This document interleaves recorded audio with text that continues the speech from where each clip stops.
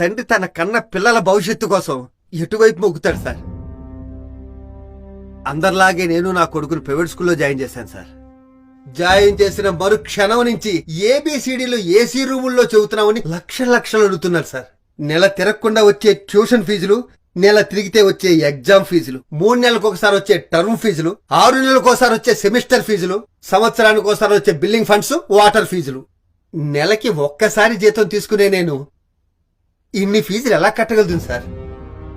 దీనికి తోడు యూనిఫామ్లు, టైలు, షూలు, టెక్స్ట్ బుక్లు, నోట్ బుక్లు, గైడ్లు, బ్యాగులు. పిల్లలకు మనం ఏవిస్తున్నాం సార్? బరువులు మోయలేని వయసులు వాళ్ళవి, ఆ బాధ్యతలు మోయలేని బతుకులు మావి. 50 రూపాయలు ఖరీదు చేసే కిలో బియ్యాన్ని రూపాయికి అందిస్తున్నారు సార్. Hats off sir. మా ఆకలి తీరుస్తున్నారు, కానీ మా కోరికలు తీరట్లేదే, మా బతుకులు మారట్లేదే. మా తాత అదే బియ్యం కోసం ఎదురు చూసి, మా నాన్న అదే బియ్యం కోసం ఎదురు చూసి, నేను అదే బియ్యం కోసం ఎదురు చూసి, రేపు నా కొడుకు అదే బియ్యం కోసం క్యూలో నుంచి ఎదురు చూస్తుంటే మేము ఏమి మారినట్టు? ఈ దేశం ఏం డెవలప్ అయినట్టు? సార్, మనిషి బతకటానికి సహాయం చేస్తే డెవలప్మెంట్ రాదు సార్. మనిషి ఎదగటానికి సహాయం చేస్తే డెవలప్మెంట్ వస్తుంది. మేము ఎదగటానికి కావాల్సింది అన్నం కాదు సార్, అక్షరం.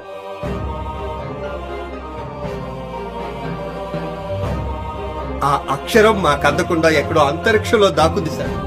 మాకు రాకెట్లు కొని దాని దగ్గరికి వెళ్ళేంత డబ్బులు లేవు సార్.